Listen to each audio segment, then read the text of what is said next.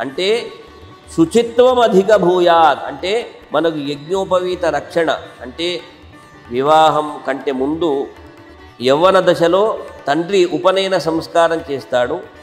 దాని తర్వాత వసతి గృహము నుండి వివాహ వేదిక పైన మామగారు శ్వశురదత్త అంటే మామగారు వివాహితం నా కూతురును మీకు ఇచ్చి చేతిలో పెట్టి కన్యాదానం చేస్తున్నాను కనుక రెండవ యజ్ఞోపవీతం, గృహస్థుడిగా ఉన్నందుకు మూడవ యజ్ఞోపవీతంగా ఆ రకంగా ఉంటుంది. కనుక యజ్ఞోపవీతాన్ని మంత్రపూర్వకంగా పూజించి యజ్ఞోపవీతం సంస్కరిషే ఆ యజ్ఞోపవీతాన్ని సంస్కరించి పూజించి చక్కగా వేసుకోవాలి. కనుక ఆ రోజున శ్రావణ పూర్ణిమ రోజున ఆ యొక్క ఆలయాలలో లేదా వసతి గృహములో దేవీ దేవతల దగ్గర అలంకరించి సూర్యుడికి చూపిస్తారు.